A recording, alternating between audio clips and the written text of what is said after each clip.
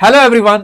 बच्चों, आप सबके बहुत सारे मैसेज आ रहे थे कि सर दिल्ली स्टेट पे कोई वीडियो बना दीजिए, उसमें काउंसलिंग कैसी होती है, कितनी सीट्स हैं और किस वेबसाइट पे होगी। तो इन सब के आपके ये जो जितने भी डाउट, इन सबको क्लियर करने के लिए मैं आपको कंप्लीट वीडियो दूंगा जिसमें सारी डिटेल होगी।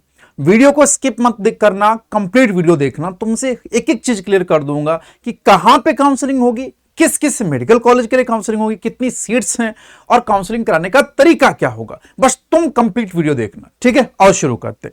देखो, एक बात याद रखना, ये पूरी काउंसलिंग चाहे स्टेट में आप 15%, चाहे आप 15% ऑल इंडिया कोटा की हो और चाहे स्टेट की हो 85%। एमबीबीएस की अगर आप दिल्ली से हो तो कंप्लीट एमबीबीएस बीडीएस की काउंसलिंग सिर्फ और सिर्फ इसी वेबसाइट पे होगी, www.mcc.nic.in। जनरली बाकी सभी स्टेट की अपनी स्टेट में काउंसलिंग होती है, लेकिन दिल्ली वालों की कंप्लीट काउंसलिंग इसी पे हो जाती है। ऑल इंडिया कोटा की भी यही होगी और स्टेट कोटा की भी यही होगी। प्रोसीजर क्या करना होगा मैं बताता हूं साहब, अब ध्यान सुनिएगा। ये एमसीसी की वेबसाइट, आपको इस वेबसाइट पे जाके रजिस्ट्रेशन करना होगा साहब, ठीक है नहीं। रजिस्ट्रेशन करना होगा और 4 स्टेप में काउंसलिंग होगी। राउंड 1, राउंड 2, राउंड 3 और स्टे वैकेंसी राउंड। 4 राउंड में काउंसलिंग होगी, ऑनलाइन काउंसलिंग होगी। काउंसलिंग कैसे करवानी है इसकी कंप्लीट वीडियो मैंने बना दी, पूरी वीडियो जाके देख लो। नीचे मैं लिंक लगा दूंगा, लिंक पे क्लिक करके देख लेना। प्लेलिस्ट बनी हुई है, तुम प्लेलिस्ट में भी जाके देख सकते हो साहब, ठीक है नहीं। तो वहां जाके तुम कंप्लीट वीडियो देख सकते हो कि काउंसलिंग में कराते कैसे हैं, राउंड 1 कैसे कराते हैं, राउंड 2 कैसे कराते हैं, राउंड 3, सारे राउंड मैंने बहुत डिटेल में एक्सप्लेन कर रखे। अब मैं तुमको दिल्ली के लिए अलग से क्या करना उस पर बात करता हूं, आ जाओ। तो याद रखना बच्चे, जो सेंट्रल यूनिवर्सिटी है, सेंट्रल यूनिवर्सिटी या इंस्टीट्यूट जो दिल्ली के अंदर है, वो मेनली 2 हैं बच्चे। एक तो है दिल्ली यूनिवर्सिटी, ठीक है साहब, और दूसरी है इंद्रप्रस्थ यूनिवर्सिटी, आईपीयू के नाम से जानी जाती है। दूसरा जो सेंट्रल इंस्टीट्यूट है वो कौन सा है, आईपीयू इंद्रप्रस्थ यूनिवर्सिटी, ठीक। आईपीयू के अंदर इतने सारे मेडिकल कॉलेज और डेंटल कॉलेज आते हैं और दिल्ली यूनिवर्सिटी के अंदर इतने सारे मेडिकल कॉलेज और डेंटल कॉलेज आते हैं। इसके अलावा एक और याद रखिएगा, जामिया मिलिया, ठीक है नहीं, जामिया मिलिया, ये भी दिल्ली के अंदर है बच्चे। ये भी क्या कराता है, बीडीएस कराता है। तो 3 सेंट्रल इंस्टीट्यूट्स हैं दिल्ली के अंदर, 85% और 15% दोनों इसी के अंदर आएगा साहब, ठीक है नहीं। दिल्ली यूनिवर्सिटी, जामिया मिलिया और आईपीयू। आईपीयू के अंदर जो मेडिकल कॉलेज आता है, Vardhman medical college and Safdarjung hospital. तो एक तो ये हो गया नंबर 1, ठीक। दूसरा ये अटल बिहारी वाजपेयी, बच्चे ये भी होगा, Atal Bihari Vajpayee institute of medical sciences and Ram Manohar Lohia hospital है साहब, ठीक है ना। तो दूसरा मेडिकल कॉलेज ये दोनों में एमबीबीएस होता है। और ईएसआईसी डेंटल, यहां पे सिर्फ बीडीएस होता है। तो 2 मेडिकल कॉलेज और 1 डेंटल कॉलेज आईपीयू के अंदर आते हैं। इसके अंदर 15% ऑल इंडिया कोटा की सीट्स हैं और 85% स्टेट कोटा की, यानी कि दिल्ली की सीट्स हैं, ठीक है साहब। अब इधर देखोगे तो इसमें भी देखो, दिल्ली यूनिवर्सिटी के अंदर आता है लेडी हार्डिंग मेडिकल कॉलेज, ठीक है नहीं, और university college of medical sciences, ये दिल्ली यूनिवर्सिटी का है। मौलाना आजाद मेडिकल कॉलेज और मौलाना Azad institute of dental college. तो 4 इंस्टीट्यूट इसके अंदर आते हैं, 3 एमबीबीएस के और 1 बीडीएस के। इसमें 15% ऑल इंडिया कोटा में सीट्स जाएंगी और 85% स्टेट कोटा से, स्टेट यानी कौन सी स्टेट, दिल्ली स्टेट के लिए, ठीक है साहब। तो ये तो हो गए कौन से, सेंट्रल यूनिवर्सिटियां, ठीक है नहीं। दिल्ली यूनिवर्सिटी के अंदर अगर बात की जाए तो ये 4 आते हैं साहब, पहले ही बता चुका हूं। 15% ऑल इंडिया कोटा जाएगा और 85% स्टेट कोटा जाएगा, ठीक है साहब। ये देखो, 15% seats will be contributed by the Delhi university to all India quota, ठीक है नहीं। 15% पे किसी भी स्टेट का बच्चा एडमिशन ले सकता है। 15% सीट्स जो होती हैं वो डोमिसाइल फ्री होती हैं। 85% स्टेट्स जो सीट्स हैं उसमें सिर्फ और सिर्फ दिल्ली का बच्चा एडमिशन ले सकता है। अब कैसे पता चलेगा दिल्ली का, तो उसकी देखो कंडीशन दे रखी है कि for the rest 85% seats candidate who have studied 11th and 12th grade, कहां पे, इन दिल्ली एनसीटी मतलब national capital territory, are eligible for state quota of 85% Delhi university. यानी आपने 11th 12th वहां से मस्ट किया हो, वहां पे किया होना बहुत जरूरी, तभी आप 85% सीट्स के लिए एलिजिबल हो सकते हैं साहब, ठीक। नेक्स्ट देखो, इसके अलावा सेंट्रल इंस्टीट्यूट जो आईपीयू के अंदर भी सेम है। 85% कहां जाएंगे, स्टेट के अंदर, 15% कहां जाएंगे, ऑल इंडिया में। बिल्कुल यहां पे भी वही है कि 11th 12th आपने कहां से किया हो साहब, दिल्ली से किया हो, बस यही इसकी एक eligibility criteria. Eligibility condition for Vardhman medical college, ठीक है नहीं, यानी कि ये इसी के लिए बोला, आईपीयू यूनिवर्सिटी के लिए। अब देखो द लोकेशन बहुत इंपॉर्टेंट बच्चे, लोकेशन ऑफ स्कूल और college from which the candidate have passed the qualifying examination will form the criteria of deciding the region of candidate, ठीक है नहीं। उसका कॉलेज जहां से उसने 11th और 12th किया है वो बहुत मैटर करता है, ठीक है नहीं। The candidate who have studied 12th, ठीक है नहीं, यानी कि 11th और 12th क्लासेस इन द, ठीक है नहीं, रिकॉग्नाइज्ड स्कूल और college in Delhi and pass the qualifying examination from any school or college located in NCT of Delhi shall fall under state quota। तो अगर आपको स्टेट कोटा से admission लेना है तो आपने 11th और 12th दोनों दिल्ली से की होनी चाहिए, ठीक है साहब। चलिए आगे देखो, अगर जामिया मिलिया की बात की जाए, दिल्ली के अंदर है साहब जामिया मिलिया भी, ठीक है ना, इसमें बीडीएस होती है। अच्छा, इसका इंटरनल रिजर्वेशंस होते हैं, ठीक है नहीं, इसका अलग ही सिस्टम चलता है। तो यही बात खुद उनके प्रोस्पेक्टस में लिखी हुई कि as per the audience Jamia has its own reservation policy for admission to various program of the university including the eligibility condition. Candidates are advised to go through the information bulletin of Jamia for checking the eligibility condition. अगर आप चाहते हो जामिया में admission हो तो उसकी eligibility आप उनकी वेबसाइट पे जाके देख सकते हो। ऐसा क्यों? क्योंकि वहां फिक्स सीट्स हैं, वहां पे जनरल कैटेगरी की सीट सिर्फ 20, पीडब्ल्यूडी की 3 है, मुस्लिम्स की 15 है, मुस्लिम वोमेन्स की 5 है, मुस्लिम ओबीसी की 4 है, मुस्लिम एसटी की 1 है। जामिया का इंटरनल कोटा 2 है और टोटल सीट्स 50 हैं साहब, ठीक है ना। इंटरनल कोटा का मतलब ये होता है कि उसने 11th 12th भी जामिया के किसी स्कूल से किया हो, ठीक है नहीं, जामिया किसी स्कूल से किया हो, दैट द इंटरनल कोटा। तो ये उनके सीट्स डिस्ट्रीब्यूशन, इसके लिए आपको जामिया की वेबसाइट पे ही जाके देखना होगा, ठीक है साहब। चलिए अब एक एक करके बात कर लेते हैं। पहले मैं आईपीयू की बात करूंगा, फिर दिल्ली यूनिवर्सिटी की बात करूंगा, क्योंकि 2 यूनिवर्सिटी हैं और दोनों में अलग अलग मेडिकल कॉलेज हैं। आईपीयू की रजिस्ट्रेशन इसी वेबसाइट पे होगा, www.ipu.admissions.nic.in। आप जैसे खोलेंगे ये इस तरह से खुल जाएगा। पूरा नाम इसका गुरु गोविंद सिंह इंद्रप्रस्थ यूनिवर्सिटी साहब। यहीं पे आपको जितना भी रजिस्ट्रेशन वाला पार्ट है वो सब यहीं होगा। आपको पहले रजिस्ट्रेशन करना पड़ेगा एमसीसी में और वहां पे रजिस्ट्रेशन करने के बाद फिर यहां पे भी रजिस्ट्रेशन करना होगा। देखो यहां पे यही लिखा हुआ, ठीक। अब देखो, अब वो कह रहे हैं कि नेशनल लेवल आपको टेस्ट देना होना चाहिए एडमिशन के लिए, मेडिकल प्रोग्राम के लिए। नेशनल लेवल टेस्ट का मतलब ये हुआ नीट। नेशनल लेवल का टेस्ट कौन सा है? नीट बच्चे, ठीक है नहीं। तो नीट से इनके थ्रू एडमिशन होगा, चाहे एमबीबीएस हो, एमबीबीएस में हो, ठीक है नहीं, एमबीबीएस में, बीडीएस में, बीएमएस में, बीएचएमएस, इसमें सिर्फ और सिर्फ नीट के थ्रू एडमिशन होगा। लेकिन बीएससी नर्सिंग में इसमें नीट के थ्रू भी एडमिशन होता है साहब, और इसके अलावा इनका अपना एग्जाम होता है, ठीक है नहीं, सेंट्रल एंट्रेंस एग्जामिनेशन, ठीक है नहीं, इनका अपना होता है। ये सीईटी के नाम से, आईपीयू सीईटी के नाम से होता है, इसका अपना टेस्ट। इससे भी बीएससी नर्सिंग में एडमिशन होता है, ठीक है नहीं, चमका। तो ये तो इनमें एडमिशन की प्रोसेस हो गया। एमबीबीएस कितने मेडिकल कॉलेज में होता है बच्चे? इनके पास 5 मेडिकल कॉलेज हैं। Army college of medical sciences बहुत फेमस है साहब, ठीक है नहीं, ACMS के नाम से जाना जाता है, ठीक है। ये दिल्ली कैंट में 100 सीट्स इसके अंदर है। इसके अलावा डॉक्टर भीमराव अम्बेडकर के नाम से, ठीक है नहीं, हॉस्पिटल मेडिकल कॉलेज ये रोहिणी के अंदर, इसमें 125 सीट्स हैं साहब। इसके अलावा NDMC मेडिकल कॉलेज एट खिंदीराव हॉस्पिटल, इसमें कितनी 60 सीट्स हैं साहब।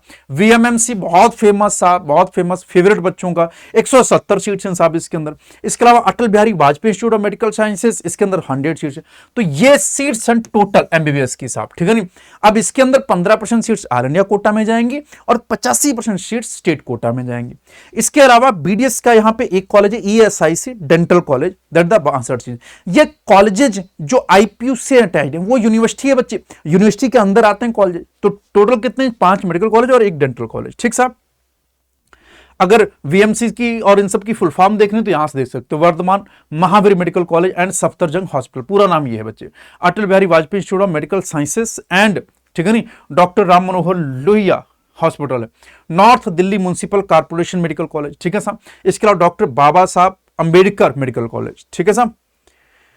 चलिए अब देखो कुछ बातें बहुत इंपॉर्टेंट है, ये ध्यान सुनना, ठीक है नहीं, कि all applicant must appear in the appropriate NEET. आपने नीट एग्जाम दिया। दूसरा, applicant must fill the application number, registration number of national level test, यानी कि NEET in the university application form online correctly, यानी कि आपको ऑनलाइन आईपीयू की website पे जाकर रजिस्ट्रेशन कराना मस्ट है, ठीक है साहब।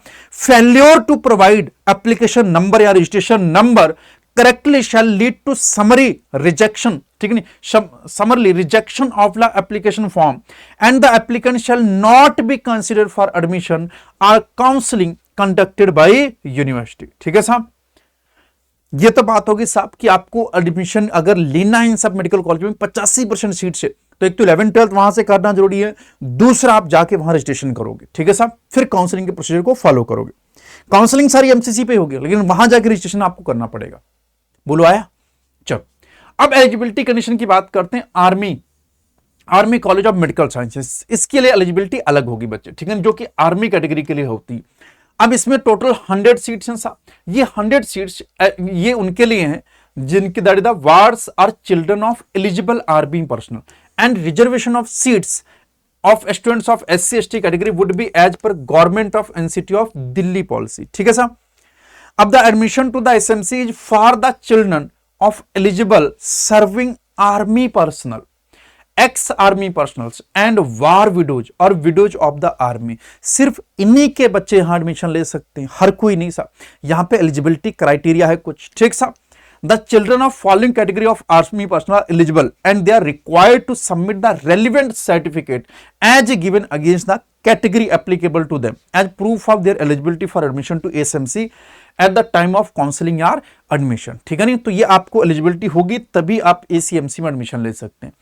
ये सब लोग एलिजिबल है ACMC में एडमिशन लेने के लिए। आप स्क्रीनशॉट भी ले सकते हैं, चाहो तो मैं पढ़ के बोल देता हूं, ठीक है नहीं। इनमें से कोई कैटेगरी होनी चाहिए कि children of serving army person with minimum 10 year continuous service दे रखा हो, उनके बच्चे ले सकते हैं admission.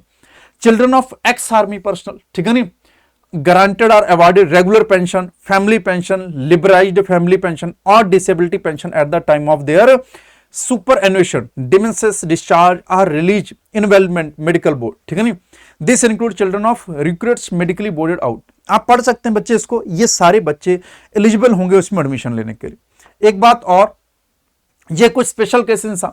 Children of army medical dental corps officer presently serving with navy और air force who have served in the army for at least 10 years, इन सब के बच्चे भी एडमिशन लेने के लिए एलिजिबल है। ये सब देख सकते हो, these are the eligibility conditions. मैं पढ़ के नहीं सुना रहा हूं, आप स्क्रीनशॉट ले लीजिए, आप पढ़ लीजिए। कोई दिक्कत होगा तो जरूर कमेंट कर दीजिएगा, ठीक है साहब। अब देखो important instruction for candidate seeking admission to SMC. कुछ इंपॉर्टेंट इंस्ट्रक्शन दे रखी कि it is the responsibility of the candidate to set whether they possess the required qualification. ये उसकी कैंडिडेट की अपनी जिम्मेदारी बोलती है कि वो उस जो क्वालिफिकेशन है, जो उसके लिए क्राइटेरिया, उसे आप क्वालिफाई कर पाओ। अगर उस क्राइटेरिया में नहीं बैठोगे तो एडमिशन नहीं होगा, आपकी जिम्मेदारी होगी। आपको मान लो काउंसलिंग से गलती से कॉलेज मिल जाता है और अगर आप सर्टिफिकेट वहां नहीं देंगे, नहीं जमा कराएंगे, तो आपका एडमिशन निरस्त कर दिया जाएगा, रद्द कर दिया जाएगा, ठीक है साहब। अब बाकी सब एक बार रीडिंग कर लीजिए, इसमें कुछ ऐसा है नहीं, ठीक है नहीं। Additional document required to produced in original along with a photocopy at the time of counselling. आपको क्या क्या देना पड़ेगा? प्रूफ ऑफ एलिजिबिलिटी कैटेगरी, आप जो भी एलिजिबिलिटी क्राइटेरिया में आते हो साहब। इसके अलावा original and photocopy of PPO, service record और डिस्चार्ज बुक और आइडेंटिटी कार्ड और serving certificate and dependent card, ये आपको दिखाना पड़ेगा अपने पापा का, अपने पापा के जो भी आर्मी के कार्ड्स होंगे उन्हें यहां पे दिखाना पड़ेगा साहब। इसके अलावा विलिंगनेस सर्टिफिकेट, ये भी आपको दिखाना पड़ेगा। तो 3 ये सर्टिफिकेट वहां शो करेंगे तभी आप एडमिशन ले सकते हैं ACMS में, ठीक है साहब। चलिए एक इंपॉर्टेंट बात और, ठीक है ना, चिल्ड्रन ऑफ एयरफोर्स, नेवी और paramilitary forces like CRPF, BSF, ITBP, CISF और असम राइफल्स और GREF and DSC are not eligible for the admission in ACMS against the seats reserved for wards और widows of the army personnel। ये लोग admission नहीं ले सकते उन seats पे जो सीट्स रिजर्व हैं उन वार्ड्स या विडोज ऑफ आर्मी पर्सनल के लिए साहब, ठीक है नहीं। PWD कैटेगरी के लिए 5% सीटें रिजर्व है, बाकी सब में, ठीक है नहीं, are reserved horizontally in the non-army or widow seats in every regional category. Eligibility shall be determined as per the guidelines of the National Medical Commissions. ठीक है साहब। चलिए अब कुछ बच्चे, ये आपके सर्टिफिकेट हैं, ये तो बहुत इंपॉर्टेंट है कि आपको कौन कौन से डॉक्यूमेंट लगेंगे एडमिशन के दौरान। दिल्ली वालों के लिए है कौन कौन से डॉक्यूमेंट जो एडमिशन के दौरान लगेंगे। सबसे पहला डॉक्यूमेंट है बच्चे सर्टिफिकेट। किसका सर्टिफिकेट? 12th का सर्टिफिकेट। इसके अलावा सर्टिफिकेट किसका सर्टिफिकेट साहब? 10th का, ठीक है नहीं, हाई स्कूल या हायर सेकेंडरी स्कूल एग्जामिनेशन, ठीक है नहीं, शोइंग हिजर डेट ऑफ बर्थ, जिसके ऊपर डेट ऑफ बर्थ लिखी होगी।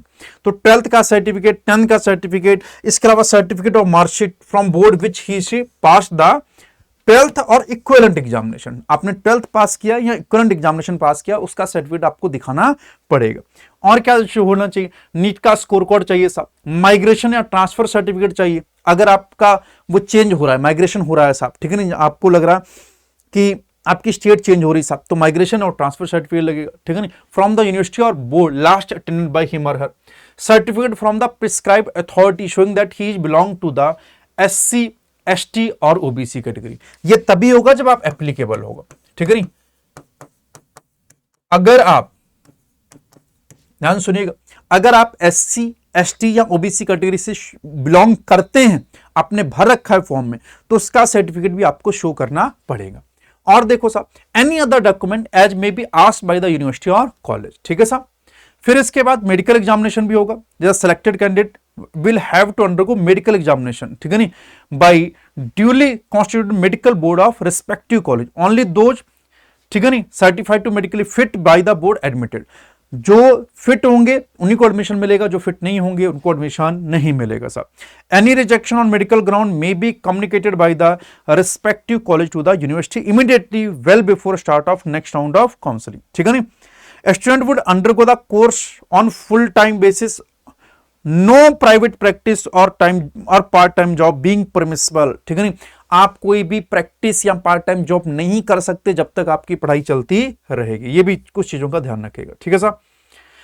IPU के अंदर फीस कितनी साहब, MBBS BDS या मेडिकल कॉलेज के बच्चे के लिए 25,000 रुपया फीस है। सिक्योरिटी डिपॉजिट आपको 10,000 देना पड़ेगा, एलुमनी कंट्रीब्यूशन आपको 2,000 देना पड़ेगा, बस नाम मात्र सी फीस है साहब, ये 1 साल की फीस दे रखी है जितनी भी IPU के बाद आ जाते हैं अपन साहब दिल्ली यूनिवर्सिटी पे। जैसे IPU के अंदर रजिस्ट्रेशन हुआ है, ऐसे आपको दिल्ली यूनिवर्सिटी में भी रजिस्ट्रेशन कराना पड़ेगा, दोनों डिफरेंट हैं बच्चे, ठीक है नहीं। इसकी वेबसाइट कौन सी, www.fmsc.do.ac.in, इसी वेबसाइट पे जाइएगा, किसी और वेबसाइट पे मत जाइएगा। जब आप वेबसाइट ओपन करेंगे उसका इंटरफेस कुछ ऐसा आएगा, पूरा नाम इसका faculty of medical sciences university of Delhi, ठीक है साहब। यहीं पे कंप्लीट रजिस्ट्रेशन होगा, खोलेंगे अपने आप दिख जाएगा। अब देखो यहां पे रजिस्ट्रेशन के लिए बच्चे फीस दे रखी साहब, 1,000 रुपए किसके लिए साहब, SC ST PWD कैटेगरी के लिए, 1,500 रुपए जनरल OBC और EWS कैटेगरी के लिए, जो कि नॉन रिफंडेबल होगी, ये रजिस्ट्रेशन फीस होगी, यहीं पे इसका रजिस्ट्रेशन होगा साहब। फिर देखो information related to the admission process, अब ये कह रहे हैं कि देखो जितनी भी काउंसलिंग है, चाहे 85% हो चाहे 15%, सारी की सारी MCC की वेबसाइट पे होगी साहब। उसके बाद only those candidate who are allotted seats, जिसको सीट्स मिल चुकी इन कॉलेज और affiliated to university of Delhi, जिसको दिल्ली यूनिवर्सिटी में सीट मिल चुकी है काउंसलिंग के थ्रू, फिर वो क्या करेगा, after successful allotment of seats by the MCC are required to register, ठीक है, required to register themselves on the online admission portal on the official website www.fmsc.do.ac.in। यानी कि आप MCC पे काउंसलिंग कराओगे, आपको कॉलेज अलॉट हो गया, कॉलेज अलॉट होने के तुरंत बाद आप जाओगे इस वेबसाइट पे, वहां पे जाके अपना रजिस्ट्रेशन करोगे, अपनी डिटेल्स को फिल करोगे, आपको एक पासवर्ड जनरेट हो जाएगा साहब, और वहीं पे आपका एक रजिस्ट्रेशन हो जाएगा, ठीक, उसी पे आगे सारा प्रोसीजर होगा, ठीक है साहब। चाहे 85% हो चाहे 15%, दोनों के लिए नेसेसरी साहब। They are required to complete the registration by uploading their document, photograph, signature and the online payment of registration fee, ठीक है साहब। कैसे होगा ये भी दे रखा है उन्होंने कहा कि आप जैसे ही होम पेज पे जाओगे आपको कोर्सेज के अंदर चले जाना है, ठीक है, कोर्सेज के अंदर आप अंडर ग्रेजुएट कोर्स जाओगे, MBBS BDS के अंदर जाओगे, फिर क्लिक करोगे MBBS BDS एडमिशन पे, फिर आप ऑनलाइन लिंक आएगा, under course of updated UG course के अंदर एक लिंक आएगा, उस पर क्लिक करोगे, वहां पे कंप्लीट रजिस्ट्रेशन करोगे।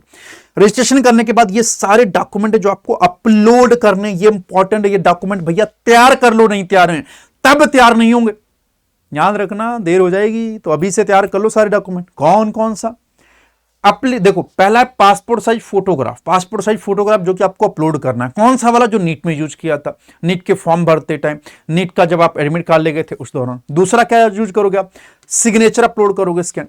फिर सेल्फ अटेस्टेड आपको नीट UG का एडमिट कार्ड, उसका स्कोर कार्ड, आधार कार्ड भी सेल्फ अटेस्टेड। सेल्फ अटेस्टेड कैसे बच्चे, साइन करके स्कैन करके आपको अपलोड कर देना है, ठीक। सेल्फ अटेस्टेड कॉपी ऑफ, ठीक है नहीं, matriculation certificate for verification of date of birth, matriculation certificate का मतलब 10th का सर्टिफिकेट देना पड़ेगा आपको डेट ऑफ बर्थ को वेरिफिकेशन के लिए साहब। इसके अलावा 11th और 12th की मार्कशीट की कॉपी भी आपको सेल्फ अटेस्टेड अपलोड करनी होगी। 12th का सर्टिफिकेट अपलोड करना पड़ेगा, और copy of character certificate in proforma as prescribed by CBSE issued by the principal of school, ठीक है नहीं, लास्ट अटेंडेंट, ठीक है नहीं, और लास्ट अटेंडेंट और एनी गेजेटेड ऑफिसर, ठीक है साहब। आपको करेक्टर सर्टिफिकेट भी अपलोड करना पड़ेगा। इसके अलावा कॉपी ऑफ एससी और एसटी सर्टिफिकेट, अगर आप एससी एसटी कैटेगरी से बिलोंग कर रहे हो, आपने फिल कर रखा तो उसका सर्टिफिकेट भी आपको अपलोड करना पड़ेगा। ओबीसी कैटेगरी है, ईडब्ल्यूएस कैटेगरी, तो कैटेगरी सर्टिफिकेट भी आपको अपलोड करना पड़ेगा, चाहे पीडब्ल्यूडी सर्टिफिकेट हो साहब, ठीक है। इसके अलावा certificate from principal of school on prescribe proforma available at faculty website, ठीक है ना। ये क्या है, अब ये क्या, इसको समझो, ठीक है नी। एक सर्टिफिकेट प्रिंसिपल से आपको अपलोड करना पड़ेगा अपने स्कूल से, ठीक है नी। क्या वो बताता कि school situated with in the national capital territory of Delhi. अगर आप 85% सीट के लिए लगा रहे हो तो आपको स्कूल का सर्टिफिकेट भी लगाना पड़ेगा, ठीक है साहब। The school is recognised by the CBSE और council for the Indian school certificate, और जामिया मिलिया इस्लामिया या पत्राचार विद्यालय या national institute of open schooling, इनमें से कोई भी हो सकता साहब, लेकिन आपने रेगुलर क्लासेस की हो, ठीक है नी। और application has attended regular classes on the school for classes standard 11th and 12th except NOS और पत्राचार विद्यालय। Candidates who have passed qualifying examination from पत्राचार विद्यालय, ठीक है नी, और national institute of open schooling will be eligible और admission in MBBS BDS courses under 85% Delhi quota provided their study center and the examination center, ठीक है नी, where within the national capital territory of Delhi and they must submit the certificate from the controlling authority of पत्राचार विद्यालय or NIS in the regard, ठीक है नी। अगर आप NIS या पत्राचार विद्यालय से हैं तब भी आप एमबीबीएस के लिए एडमिशन के लिए एलिजिबल हो, बट आपको सर्टिफिकेट देना पड़ेगा और ये बताना पड़ेगा कि ये दोनों के दोनों कहां पे हैं सिचुएटेड, कहां पे हैं, दिल्ली के अंदर सिचुएटेड, ठीक है। ये सब ध्यान रखिएगा, ये सब कुछ टर्म्स और कंडीशंस हैं। कहां पे एडमिशन के लिए, दिल्ली के अंदर, दिल्ली यूनिवर्सिटी में। इसके अलावा और क्या देना पड़ेगा आपको, self attested copy of person with disability अगर आपके पे एप्लीकेबल है, entitle certificate for CW category as prescribed in section B अगर आपके लिए एप्लीकेबल है, ठीक है नहीं। Self attested copy of OBC certificate non creamy layer, और याद रखिएगा ओबीसी के लिए कौन सा, सिर्फ नॉन क्रीमिलियर का ही सर्टिफिकेट एप्लीकेबल होता है, क्रीमिलियर का नहीं होता है। सेंट्रल की लिस्ट के हिसाब से आप वेरीफाई करके अपलोड करवाइएगा। इसके अलावा ईडब्ल्यूएस सर्टिफिकेट अगर एप्लीकेबल है साहब। इसके अलावा self attested copy of overseas citizen of Indian card, ठीक है नहीं, ये उनके लिए बच्चे जो एनआरआई के लिए भर रहे हैं साहब, एनआरआई कैटेगरी के लिए अप्लाई कर रहे हैं साहब। Allotment letter issue by MCC medical, ठीक है नहीं, मेडिकल काउंसिल ने जो भी आपको अलॉटमेंट लेटर दिया उसे भी अपलोड करना पड़ेगा। ये सारे डॉक्यूमेंट तैयार रखना साहब। एमसीसी का तो बाद में आएगा, जब काउंसलिंग कराओगे फिर इसको भी अपलोड करना पड़ेगा, ठीक साहब। The candidate required to bring print out of registration form, allotment letter along with original certificate, 2 set of self-attested photocopy at the time of admission at the respective allotted college.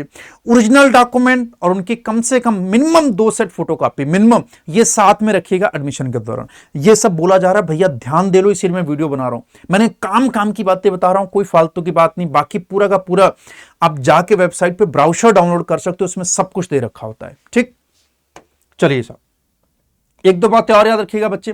MBBS और BDS की seats की बात कर लेता हूं। तो MBBS के बच्चे ये 3 कॉलेजेज हैं किसके अंदर, दिल्ली यूनिवर्सिटी के अंदर। पहला कौन सा है, लेडी हार्डिंग मेडिकल कॉलेज, यानी इसकी शर्त है सिर्फ only female candidate are eligible for admission to lady Hardinge medical college.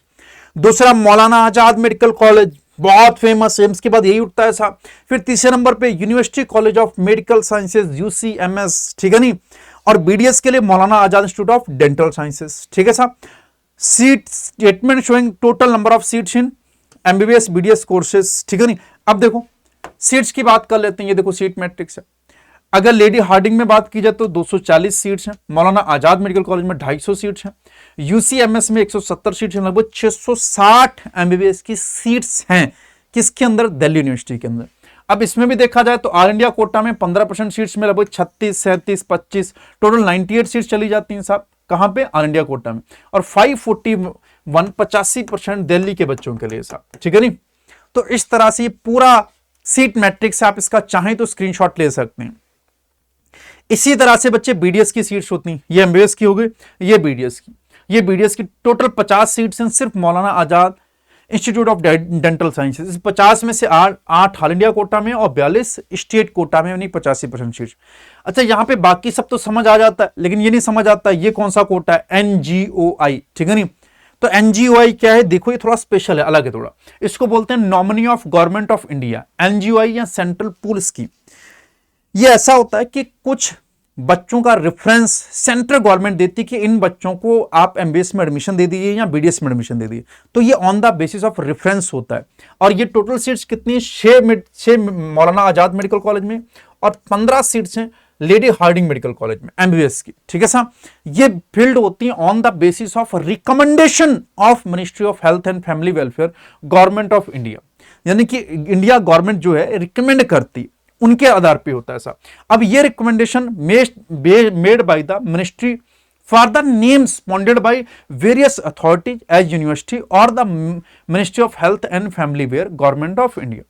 Such applicant for central pool scheme should apply to the following authority only after obtaining the minimum marks in NEET UG 2024। यानी कि ये recommend करती। अच्छा, recommendation अगर क्यों करेगी साहब, सोचने वाली बात है कि सेंट्रल गवर्नमेंट क्यों किसी बच्चे को रिकमेंड करेगी। तो करती है, उसके लिए हो सकता है किसी स्टेट की तरफ से आ जाए या फिर किसी और की तरफ आता है कि इस बच्चे को, ये बच्चा पीड़ित है, इस बच्चे को, या फिर इस बच्चे को कोई प्रॉब्लम है, या फिर किसी और वजह से बताया जाता है कि इन बच्चों को एडमिशन दे दिया जाए। अब कौन कौन से हो सकते हैं, जैसे स्टूडेंट बिलोंग टू स्टेट्स और union territory with no medical college, किसी स्टेट में मेडिकल कॉलेज ही नहीं, तो उन बच्चों को एमबीबीएस तो करना है साहब। तो उन बच्चों के लिए रिकमेंडेशन लगाना पड़ता है। रिकमेंडेशन कहां भेजना होगा आपको, तो हेल्थ सेक्रेटरी को या स्टेट यूनियन टेरिटरी गवर्नमेंट को आपको भेजना होगा साहब, ठीक है नहीं। यहां पे आप भेजेंगे, आप इनको ईमेल करेंगे, एप्लीकेशन लिखेंगे कि हमारे यहाँ मेडिकल कॉलेज नहीं, हमको एनजीओ सीट पे एडमिशन चाहिए साहब, तो ये वहां पे आपको एडमिशन मिल जाता है। लेकिन it's not an easy process, ये कॉम्प्लेक्स प्रोसेस होता है। वार्ड्स ऑफ डिफेंस पर्सनल, तो ये सारी अथॉरिटी हैं जो रिकमेंड करती हैं साहब, ठीक है ना। यहां पे रिकमेंडेशन भेजा जाता है सर। इसके अलावा ये सारे हैं, जैसे चिल्ड्रन ऑफ पैरामेडिकल पर्सनल, ठीक है नहीं, जैसे for CRPF, BSF, SSB, NR, AW, SFF, ठीक है नहीं। इसके अलावा children of Indian based staff serving in Indian mission abroad, connecting diplomats और बायलैटरल कमिटमेंट्स और Tibetan refugees, national bravery award जिनको मिला, सिविलियन अफेक्टेड बाय टेररिज्म, तो इन सबको आपको भेजना पड़ती है रिक्वेस्ट कि हमको रिकमेंडेशन करके एडमिशन लेना है, ठीक है साहब। The candidate belonging to central pool scheme category for the season 2024-25 will be required to register online on और before the last date of admission, ठीक है नहीं। The concern college may take necessary action pertaining to admission in the UG course under NGOI quota, any central pool scheme as per the relevant guideline and verification of detail of the nodal officer of respective state from the Ministry of Health and Family Welfare। Admission तभी मिलेगा जब complete verification हो जाएगा, और आपको registration पहले करना होगा। रजिस्ट्रेशन ये ना हो कि रजिस्ट्रेशन करने में आपकी देरी हो जाए। आप माइग्रेशन नहीं ले सकते, आप भले ही दिल्ली यूनिवर्सिटी में हो, ये नहीं है कि एक कॉलेज से दूसरे कॉलेज, दूसरे कॉलेज से तीसरे कॉलेज, मौलाना आजाद से आप यूसीएमएससी ले लें कि फर्स्ट ईयर यहां से कर लिया, सेकंड ईयर वहां से, तो कोई माइग्रेशन नहीं हो सकता, ये ध्यान रखिएगा। इसके अलावा बॉन्ड भी यहां भराया जाता है साहब, ये देखो सिक्योरिटी बॉन्ड मनी है, वो कितनी 3 लाख रुपया। आप बीच में एमबीबीएस नहीं छोड़ सकते, वरना आपको 3 लाख देना पड़ेगा साहब, ठीक है नहीं। कुछ रूल्स हैं कि अगर स्टूडेंट सरेंडर कर देता है seats in the violation of MCC instruction after joining the allotment, तो आपका 3 लाख ले लिया जाएगा। अगर स्टूडेंट लीव कर देता है कोर्स बीच में एमबीबीएस को, तब भी 3 लाख ले लिया जाएगा। एडमिशन और रजिस्ट्रेशन ऑफ स्टूडेंट कैंसल और टर्मिनेटेड बाय यूनिवर्सिटी, तब भी 3 लाख ले लिया जाएगा साहब, ठीक है नहीं। Original certificate of student would be kept in the custody of the admitting institute and would be return only after completion of course और ऑन पेमेंट ऑफ सिक्योरिटी, ठीक है साहब। तो याद रखिएगा बॉन्ड मनी है लगभग 3 लाख रुपया, कहां पे, यूनिवर्सिटी ऑफ दिल्ली। तो ये सारी बातें थी साहब दिल्ली स्टेट वालों के लिए। मैंने आपको नंबर ऑफ सीट्स बता दी, किस यूनिवर्सिटी में कितने मेडिकल कॉलेज आते हैं बता दिए, कौन कौन से आपको डॉक्यूमेंट चाहिए होंगे, काउंसलिंग सिर्फ एमसीसी पे होगी वो भी मैंने बता दी। काउंसलिंग के जस्ट जैसे आपको कॉलेज अलॉट हो जाएगा तुरंत बाद आपको रजिस्ट्रेशन कराना होगा इन वेबसाइट पे जाके। फिर भी कोई अगर तुम्हारा डाउट रह गया हो कि सर ये डाउट है, तो प्लीज कमेंट कर देना, मैं पूरी कोशिश करूंगा आपको कमेंट में रिप्लाई कर दूंगा। अगर कोई बड़ी क्वेरी होगी तो मैं उसके लिए अलग से वीडियो बना दूंगा। इसके अलावा आप और कौन सी वीडियो चाहते हैं या और कौन सी स्टेट पे वीडियो चाहिए, तो वो भी कमेंट कर देना, मैं आपको डिटेल में समझा दूंगा। और बच्चों, जिन लोगों के भी मार्क्स कम आ रहे हैं, पैनिक नहीं हो, पढ़ाई स्टार्ट कर दो। अब नहीं करोगे तो कब करोगे? समय बीतता जा रहा है। समय ही सिलेक्शन है। जो समय से जुट जाएगा, समय से काम करेगा, वही सिलेक्शन ले पाएगा, नहीं तो भटकते रह जाओगे। हम लोग 10 जुलाई से आपके लिए बहुत सारे ऑफरिंग लेके आ रहे हैं साहब। 10 जुलाई को साहब याद रखिएगा, जज्बा के नाम से आ रहा है और बहुत कुछ आपके लिए लेके आ रहे हैं, बहुत सारे सरप्राइजेज लेके आ रहे हैं। तो आप 10 जुलाई को शाम 6 बजे जुड़ना मत भूलिएगा। हमारी परिवर्तन सीरीज शाम को कंटिन्यूअस चल रही है, जिसमें हम कंटिन्यूअस बहुत डिटेल में हर चीज डेप्थ में जाके पढ़ा रहे हैं। प्रयास सीरीज में हम लोग रिवीजन करा रहे हैं, मेनली खास करके रीनीट 2024 के लिए। उसमें बहुत स्पीड में रिवाइज कर रहे हैं, जिससे आपको स्पार्क मिले और आपकी पढ़ाई वापस से शुरू हो पाए। ठीक है बच्चों, पढ़ते रहो, मुस्कुराते रहो, और कोई भी दिक्कत होती तो कमेंट करिएगा। हाँ, ये वीडियो उन लोगों को जरूर शेयर करिएगा जिनको दिल्ली में रजिस्ट्रेशन कराना, उनको भी पता चल पाए कि रजिस्ट्रेशन का प्रोसेस क्या है। पैनिक होने की जरूरत नहीं। Thank you, stay tuned.